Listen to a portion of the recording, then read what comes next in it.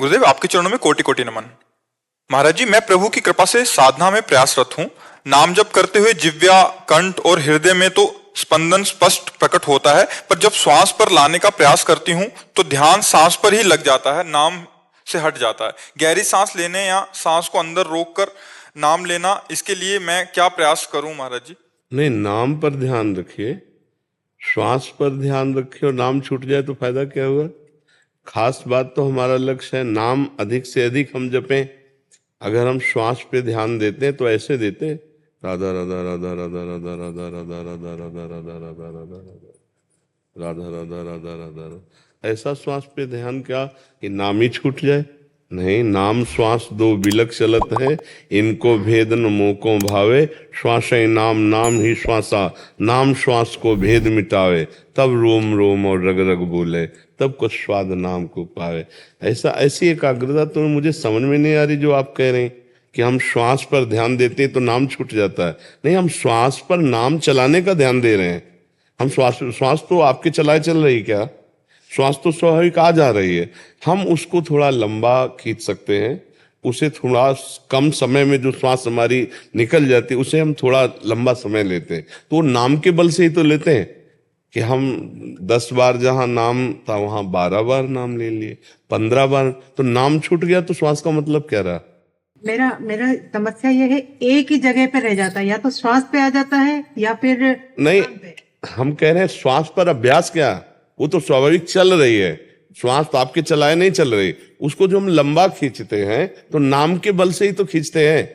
अब ऐसे लंबा खींचने का मतलब क्या? अगर हम कुंभक भी करते हैं तो हम उसमें नाम जप करते हैं ना, फिर उसका मतलब क्या रहा? श्वास रोकने का मतलब क्या रहा? बहुत से ऐसे जीव जंतु है जो लंबी श्वास खींचकर जल में रहते हैं, क्या उनको भगवत प्राप्ति हो जाती है क्या? श्वास में नाम चलना अनिवार्य है। नाम अधिक चलना और श्वास को अधिक देर रोके रहना अब हमारा काम बना। श्वास को केवल रोके रहे तो बहुत से ऐसे जीव हैं, उनको भगवत प्राप्ति थोड़ी होती, मिट्टी में है, जल में है। हमारा लक्ष्य है नाम अधिक चलाना। जहां 5 नाम में श्वास खत्म हो जाती है वहां हम 7 नाम में ले आए, 10 नाम में ले आए, 12 नाम में ले आए, तो हमारा प्राण संशोधन भी हो रहा है और अधिक से अधिक नाम जप कर रहे हैं तो हमारी एकाग्रता पुष्ट होती है। प्राण, मन और ब्रह्मचर्य तीनों का एक समावेश है। अगर हमारा प्राण संशोधन सूक्ष्म हुआ तो हमारी ब्रह्मचर्य में स्थिति होने लगेगी और मन हमारा संकल्प विकल्प रहित होने लगेगा। मन को अगर रोक पावे संकल्प विकल्प से तो प्राण सूक्ष्म होने लगेंगे और ब्रह्मचर्य में स्थिति आ जाएगी। अगर ब्रह्मचर्य को संभाल ले तो प्राण सूक्ष्म होने लगेंगे, मन शांत होने लगेगा। ये तीनों का कनेक्शन है। तीनों में से किसी एक को अगर संभाले तो तीनों संभल जाएंगे। तो सहज है, सरल है, भगवान का नाम बहुत करुणामय है। उसको हम श्वास में चलाना शुरू करें तो मन जो बार बार भागता है वो हमारी पकड़ में आ जाएगा। और मन को रोकने का तरीका है कि जहां मन भागे और आप जाने तो आप देखना फिर मन लौटालना नहीं पड़ता, वो तुरंत वहीं आ जाता है। तो जब जब भागे तो सावधान रहो, आप जान जाओ कि भागा तो ही वो आ जाएगा। अगर ऐसा नहीं समझ में आता तो जहां जहां मन जाए वहां से हटा हटा कर नाम में लगाओ और अधिक से अधिक नाम श्वास में, जैसे हम ऊपर खींच रहे हैं नाम हम बढ़ाते चले जा रहे हैं। नहीं तो बस इसी समय पे मेरा ध्यान सांस पे नहीं, ये कमजोरी है कि मैं जिह्वा पे, कंठ पे, सब पे स्पंदन महसूस करती हूँ उस चीज का, मैं जी कि हो रहा है मुझे। लेकिन जब श्वास के साथ में करने की कोशिश करती हूँ तो मैं जैसे ज्यादा देर रोक। अभ्यास की कमजोरी।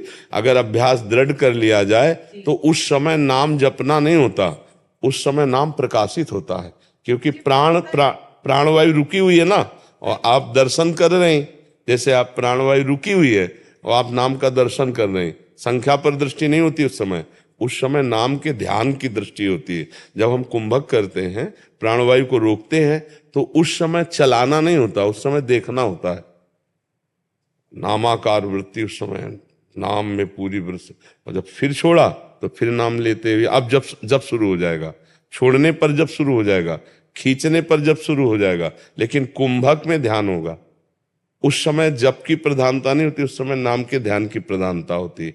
तो अभ्यास की कमी के कारण ऐसा हो सकता है। हम अभ्यास और दृढ़ करें तो परिपक्व हो जाएगा।